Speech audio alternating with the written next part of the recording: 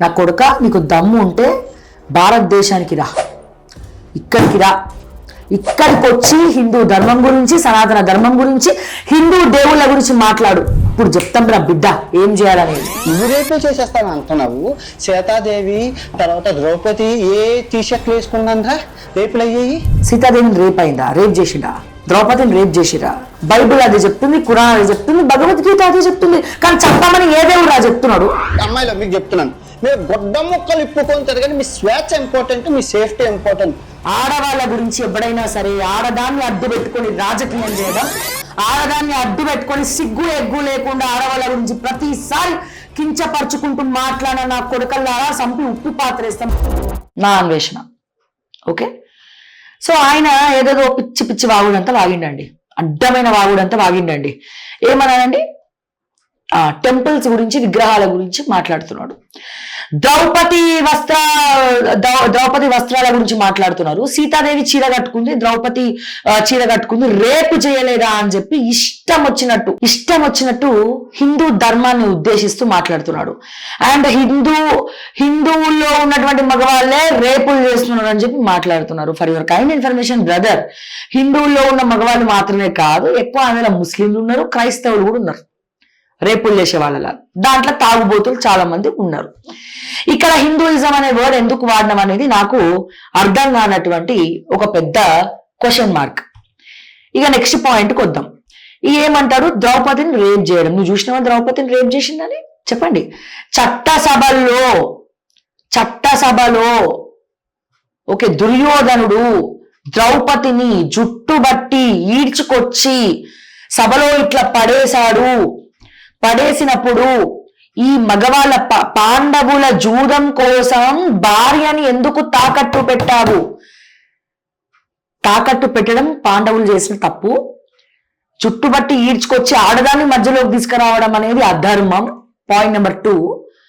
Point number 3, చీర విప్పుతా ఉంటే ఆ చట్టసభలో కళ్ళకు గంటలు కట్టుకున్న గాంధారి దగ్గర నుంచి, భీష్ముడు దగ్గర నుంచి, చట్టసభలో ఉన్నటువంటి కర్ణుడు వరకు కూడా, దానవీర శూరకర్ణాన్ని పేరు తెచ్చుకున్నటువంటి కర్ణుడు కూడా అధర్మం పాటిస్తూ సభలో ఉన్న ప్రతి ఒక్కరు కూడా వస్త్రాన్ని లాగుతా ఉంటే, చీర కొంగుని లాగుతా ఉంటే ప్రతి ఒక్కరు చూశారే గాని ఎవరు కూడా ఇది తప్పు అని చెప్పి దుర్యోధనుడు చెంప పగలగొట్టలేదని చెప్పి కురుక్షేత్ర యుద్ధంలో శ్రీకృష్ణ భగవానుడు చెప్పాడు. రేప్ చేశారా? రేపు చేయకముందే అధర్మం అడుగులు వేస్తా ఉంటే ధర్మం శ్రీకృష్ణ పరమాత్ముడి రూపంలో వచ్చి ద్రౌపదిని కాపాడింది.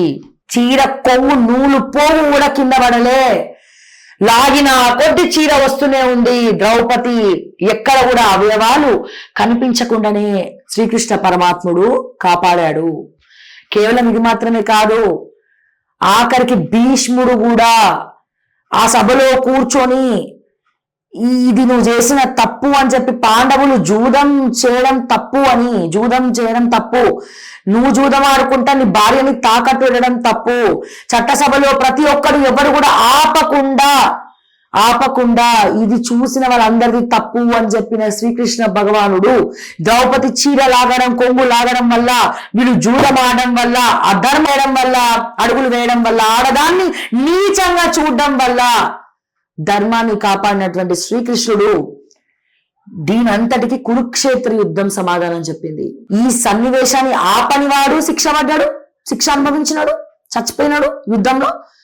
జూదమాడిన వాళ్ళకి ఇబ్బందే, వాళ్ళ కుటుంబం మొత్తం సర్వనాశనం అయిపోయింది. లాగినోడు చచ్చిండు, కుక్క చావు చచ్చిండు, లాగనోడు చచ్చిపోయాడు. దీని అర్థం ఎందుకు చెప్పు? మహాభారతం, రామాయణాలు మనం ఎలా బతకాలో, ఎలా బతకకూడదో చెప్పడానికే రామాయణ మహాభారతాలు ఉన్నాయి. ఒక తండ్రిని గౌరవించాలి, ఎలా గౌరవించాలి? రాముడిలా గౌరవించాలి. ఓకే, ఒక తల్లి మాట జవదాటద్దు. ఎలా జవదాటద్దు? రాముడు లాగా. ఒక అన్నదమ్ములు కలిసి ఉండాలి. ఎలా కలిసి ఉండాలి? రామ లక్ష్మణులు, భరత శత్రుఘ్నులాగా కలిసి ఉండాలి. ఇవన్నీ కూడా మన ధర్మానికి మూలాలు. ఒక మనిషి ఎలా బతకాలో, ఎలా బతకూడదో మనకి తెలియజెప్పడం కోసమే ఈ రామాయణ మహాభారతాలు ఉన్నాయి. ఒక ఆడదాన్ని అవమానిస్తే ఎటువంటి కురుక్షేత్ర యుద్ధం జరుగుతుందో మహాభారతం కళ్ళకు కట్టినట్టు చూపించిండ్రు. మహాభారతంలో కళ్ళకు కట్టినట్టు చూపించారు. ఒక ఆడది దైవ స్వరూపం, ఆడది ఎలా ఉన్నా అది ఆడదే.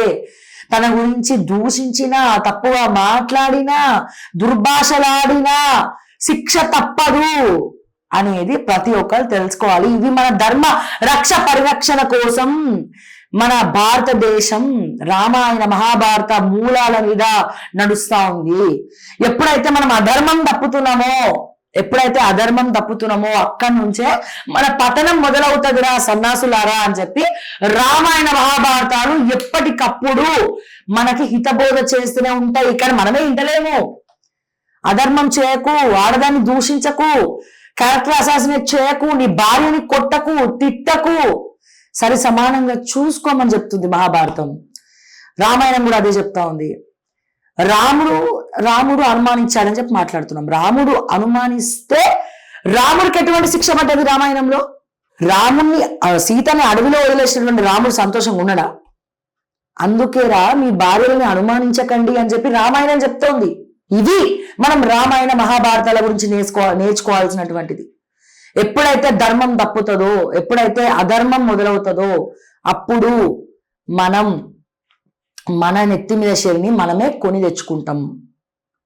ఎప్పుడైతే నువ్వు ఇష్టం వచ్చినట్టు ద్రౌపది రేప్ అయింది, ఆ సీతను రావణాసుడు ఎత్తుకపోయిండు, ఇప్పుడు చెప్తున్నావు నువ్వు క్షమాపణ, శివాజీకి క్షమాపణ చెప్పుకుంటా నువ్వు మళ్ళీ అందరూ మాట్లాడేసరికి సోషల్ మీడియాలో అందరు నిన్ను తిట్టేసరికి నీ ఛానల్ అన్సబ్స్క్రైబ్ చేసేసరికి నువ్వు మాట్లాడుతున్నావు, హిందువుల గురించి మాట్లాడుతున్నావు.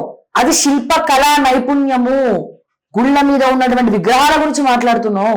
ప్రకృతి ధర్మం అది. సో నిజంగా అందుకే బహుశా ప్రతి ఒక్క ఆడది భయపడుతుంది. మధ్య పెళ్లిళ్ళు చేసుకోవడానికి కూడా అందుకే భయపడుతున్నారు. ఎందుకంటే ఎవరు ఎలాంటి వాళ్ళో అర్థం కావట్లే. మీరు అబ్జర్వ్ చేయండి, ఎప్పుడైతే ప్రతి ఇంట్లో గొడవలు అవుతూ ఉంటాయో ఆ గొడవలు పడుతున్నటువంటి ఫ్యామిలీ దగ్గర లక్ష్మీ కటాక్షం ఉండదు. ఎక్కడైతే ఒక స్త్రీని ఒక ఈక్వల్ ప్రయారిటీతో సరి సమానంగా చూసుకుంటారో అక్కడ సంపద అనేది, అష్టలక్ష్ముల సంపద అనేది కొలువు తీరుతుంది. భార్యని ఎంత గౌరవిస్తే, చాలా మంది మాట్లాడతారు చరిత్రలో భార్యల్ని చాలా హీనంగా చూసినారు, ఆడవాళ్ళని చాలా హీనంగా చూస్తున్నారు అని చెప్పి. ఎవరు చెప్పారండి? ఆడపిల్లలు ఇంటికి పుడితే లక్ష్మి కళ అది. భార్యకి చెప్పండి, అప్పటి మగవాళ్ళు భార్య అభిప్రాయం తెలుసుకోండి ఏం చేయకపోతుండే. నిజంగా ఒక ఈక్వాలిటీ అనేది భార్యకి ఇవ్వకపోతే సత్యభామని శ్రీకృష్ణుడు యుద్ధానికి ఎందుకు తీసుకుపోయినాడు? నరకాసుని సత్యభామతోటి ఎందుకు వధించినాడు? సత్యభామకి యుద్ధానికి వెళ్ళడం ఇష్టం, యుద్ధం చేసింది. అప్పట్లో ఆడవాళ్ళందరూ యుద్ధానికి వెళ్ళారు. ఇది తర్వాత ఇవన్నీ ఇష్టం వచ్చినట్టు ఎవరు పడితే వాడు రావడము, ఇష్టం వచ్చినట్టు మాట్లాడము, ఇవన్నీ చెప్పడం.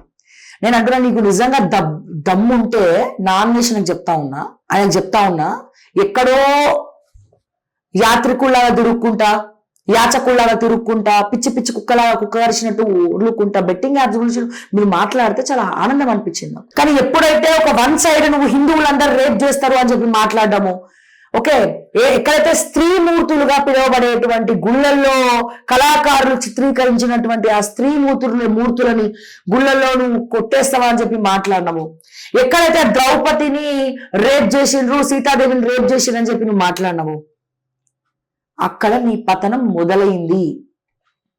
నా కొడుక, నీకు దమ్ము ఉంటే భారతదేశానికి రా, ఇక్కడికి వచ్చి హిందూ ధర్మం గురించి, సనాతన ధర్మం గురించి, హిందూ దేవుళ్ళ గురించి మాట్లాడు. అప్పుడు చెప్తాం రా బిడ్డ ఏం చేయాలనేది. నువ్వు ఎవరైనా పైసలు తీసుకుంటే నువ్వు తీసుకో, నువ్వు ఇష్టం వచ్చినట్టు తీసుకో, నువ్వు బతుకు, ఎవరమేమనం. కానీ ఇటువంటి మాటలు సనాతన ధర్మాన్ని కించపరుస్తూ, సీతాదేవిని ద్రౌపదిని కించపరుస్తూ మాట్లాడడం కరెక్ట్ కాదు. సీతాదేవిని రేప్ చేసిండా? ద్రౌపదిని రేప్ చేసిరా? రేపు చేయకుండానే కాపాడిండ్రా భయ్. చరిత్ర చెప్తాను, చదువు. ఇవాళ ఒక వీడియో రిలీజ్ చేసినావు కదా నిన్న, నేను రామాయణం రేపటి నుంచి చదువుతున్నాను, చదువు. రామాయణంలో ఏముందో చదివి తెలుసుకొని వీలైతే పాటించు. సో ఇదండి నేను మాట్లాడిన దాంట్లో ఏమైనా తప్పు ఉంటే దయచేసి క్షమించండి. నీకు నిజంగా దమ్ము ఉంటే నేను ఒకటే చెప్తా ఉన్నా, నా అన్వేషణ హైదరాబాద్కి రా, భారతదేశంలో అడుగు పెట్టు. సనాతన ధర్మం గురించి హిందువుల గురించి మాట్లాడిన నువ్వు నీలాంటి వాళ్ళ బంగ్లాదేశ్ లో సంపుక తింటురు. నిన్నటికి నిన్న 7 ఏళ్ల పసిపాపని సజీవ దహనం చేసినాడు ముస్లింస్. సజీవ దహనం చేసినారు ముస్లింస్. 7 ఏళ్ల పాప ఏం పాపం చేసింది? హిందువుగా పుట్టడం ఆమె చేసిన పాపమా?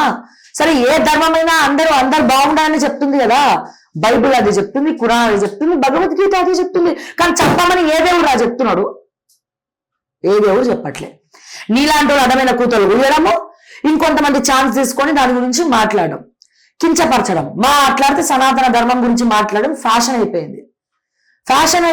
మాట్లాడితే వాడు హీరో అయిపోతాడు అనుకుంటున్నాడు, కానీ వాడు ఒక జీరో. అక్కడి నుంచి మాట్లాడే ప్రతి ఒక్కడు కూడా చరిత్ర పుటంలో కుక్క చావు చచ్చిందన్న విషయం దయచేసి గుర్తుపెట్టుకోవాలి ఇక మీదట ఆయన అని చెప్పి ప్రతి ఒక్కరికి చెప్తూ, ముఖ్యంగా నా అన్వేషణ, నీకు దమ్ముంటే నువ్వు రారాబాయ్. ఎక్కడికి రా? భారతదేశంలో అడుగు పెట్టు, నువ్వు కాలు పెట్టు. భారతదేశానికి రాను, నా తెలంగాణకి రారాబాయ్. నువ్వు దమ్ముంటే నా అన్వేషణ మిస్టర్ అన్వేష్ మైకేల్ కాదు. నీ పూర్తి పేరు వెళ్ళాలనుకున్నావు అన్వేషణ మైకేల్? నా అన్వేష్ మైకేల్ కాదు. మేమందరం అన్వేషించుకొని నువ్వు ఏడున్నావో వెతుక్కుంటూ ఉరికిచి కొడతాం బిడ్డ. ఏం ఫ్యాషన్ అనుకుంటున్నావా? హిందూయిజం గురించి, సనాతన ధర్మం గురించి మాట్లాడడం నేను ఇదే చెప్తున్నా, ఛాలెంజ్ చెప్తున్నా, ప్రతి ఒక్కరికి చెప్తా ఉన్నా. ఎవరైనా సరే ఆడదాని గురించి మాట్లాడినా, ఆడదాన్ని అగౌరవపరిచినా, సనాతన ధర్మం గురించి మాట్లాడినా, నా ధర్మం గురించి మాట్లాడినా, హిందూయిజం గురించి మాట్లాడినా చీల్చి చెండాడతాం నా కొడుకల్లారా అని చెప్పి నేను మరొక్కసారి స్ట్రైట్ అవే వార్నింగ్ ఇస్తున్నా. నీకు దమ్ము ఉంటే నువ్వు రారా బయట తేల్చుకుందాం. తాడోపేడు ఇష్టం వచ్చినట్టు మాట్లాడుతున్నావు. నా అన్వేషణ కాదు, మేము నిన్ను అన్వేషించకుండా కాపాడుకో. అర్థమైందా? తక్షణమే మిస్టర్ అన్వేష్ మైకేల్, నువ్వు హిందువులకు, ద్రౌపదికి, మా అమ్మ సీతమ్మకు, మా సనాతన ధర్మానికి క్షమాపణ చెప్పి ఇంకొక వీడియో రిలీజ్ చేయ మర్యాదగా. లేకపోతే ఇది ఎక్కడి దాకా తీసుకెళ్తామో మాకే తెలియదు. ఎవరు అవసరం లేదు, నేను ఒక్కదాన్ని చాలు బిడ్డ, నీకు. అర్థమైందా?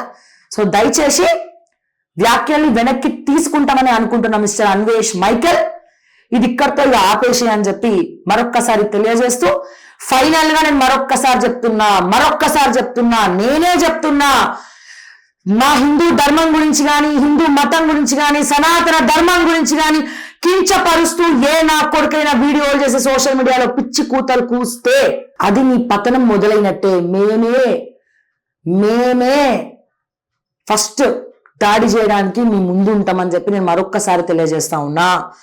ఆడవాళ్ళ గురించి ఎవడైనా సరే ఆడదాన్ని అడ్డు పెట్టుకొని రాజకీయం చేయడం, ఆడదాన్ని అడ్డు పెట్టుకొని సిగ్గు ఎగ్గు లేకుండా ఆడవాళ్ళ గురించి ప్రతిసారి కించపరుచుకుంటూ మాట్లాడిన నా కొడుకల్లారా సంపి ఉప్పు పాత్రేస్తామని చెప్పి మరొక్కసారి తెలియజేస్తూ, జై తెలంగాణ, జై సనాతన ధర్మం, జై హిందూయిజం, జై భారత్.